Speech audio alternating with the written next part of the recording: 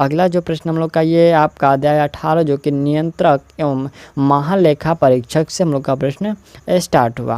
पहला जो प्रश्न है कि भारतीय संविधान के किस अनुच्छेद में नियंत्रक एवं महालेखा परीक्षक के पद की जो व्यवस्था की गई है, तो यह क्या गया अनुच्छेद 148 में। ठीक।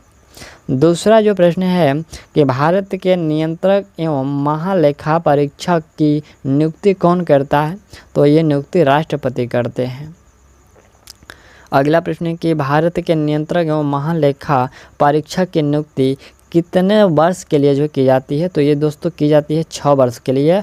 भारत के नियंत्रक एवं महालेखा परीक्षक का जो कार्यकाल है 6 वर्ष की अवधि और 65 वर्ष की आयु जो पहले हो जाए के लिए निर्धारित की जाती है। अगला प्रश्न है कि निम्नलिखित में से कौन सा जो कथन भारत के नियंत्रक एवं महालेखा परीक्षक के बारे में जो सही नहीं है। इसका नियंत्रण जो है केवल केंद्र राज्य के स्तर पर होता है, ये कथन गलत है। बाकी जो 3 है ये सही है। चलिए अगला प्रश्न यहाँ से 5वां है कि निम्नलिखित में से कौन सा जो कार्य नियंत्रक एवं महालेखा परीक्षक का नहीं है, तो इसमें जो कार्य नहीं पूछा गया, देखिए यहाँ पर वह राज्य सरकार के यहाँ पर लेखों से संबंधित रिपोर्ट सांसद में रखता है, ये जो है इसका कार्य नहीं है। अगला प्रश्न यहाँ से हम लोग का ये 6ठा जो प्रश्न है, प्रश्न कह रहा है कि निम्नलिखित में से कौन सा कथन जो है भारत के नियंत्रक एवं महालेखा परीक्षक के संबंध में सही है, तो इनके बारे में सही है कि कोई भी मंत्री सांसद के दोनों सदनों में भारत के नियंत्रक एवं महालेखा परीक्षक का जो प्रतिनिधित्व नहीं कर सकता, यह जो कथन हम लोग का सही है। ठीक।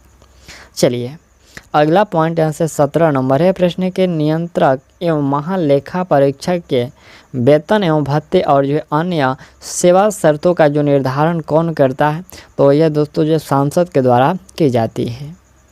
अगला प्रश्न है कि निम्नलिखित में से किसकी लेखा समीक्षा करने का जो अधिकार है नियंत्रक एवं महालेखा परीक्षक को है, तो यह है आपका जैसे कि भारत के संचित निधि का, राज्य की संचित निधि का और प्रत्येक के संघ शासित प्रदेश जहाँ जो विधानसभा हो, उपयुक्त में से सभी का जो है अधिकार यहाँ नियंत्रक एवं महालेखा परीक्षक को है, सभी को जो समीक्षा करने की। 9 नंबर प्रश्न है कि भारत के नियंत्रक और महालेखा परीक्षक की रिपोर्ट की समीक्षा कौन सी संसदीय समिति करती है, तो यह संसदीय समिति जो लोक लेखा समिति करती है।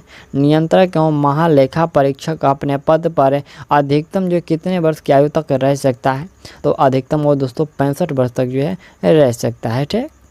चलिए अगला प्रश्न यहाँ से हम लोग का 11 नंबर है। प्रश्न कि भारत का नियंत्रक एवं महालेखा परीक्षक अपना जो है त्याग पत्र किसे देता है, तो यह अपना जो त्याग पत्र है यह राष्ट्रपति को देते हैं। ठीक। चलिए नेक्स्ट जो प्रश्न हम लोग का यहाँ से 12 नंबर प्रश्न है। यह प्रश्न कह रहा है कि यहाँ पर नियंत्रक एवं महालेखा परीक्षक CAG को किस प्रकार उसके पद से हटाया जा सकता है, तो उनको पद से जो उच्चतम न्यायालय के न्यायाधीश को हटाने के प्रक्रिया के दौरान यहाँ पर जो उन्हीं के प्रक्रिया के जैसा जो इनको भी हटाया जा सकता है। ठीक। अगला प्रश्न यहाँ से 13 नंबर है कि भारत का नियंत्रक एवं महालेखा परीक्षक निम्नलिखित में से कौन से प्रतिवेदन राष्ट्रपति को प्रस्तुत करता है। विनियोग लेखा, यहाँ पर विनियोग लेखाओं पर लेखा परीक्षा रिपोर्ट, दूसरा है कि वित्तीय लेखाओं पर जो लेखा परीक्षा रिपोर्ट और सरकारी उपक्रमों पर जो लेखा परीक्षा रिपोर्ट, कौन सा जो इसमें हम लोग का उत्तर जो है सही है, तो इसमें हम लोग का दोस्तों जो है तीनों जो है कथन जो है सही है। ठीक। अगला प्रश्न यहाँ से हम लोग का 14 नंबर प्रश्न है।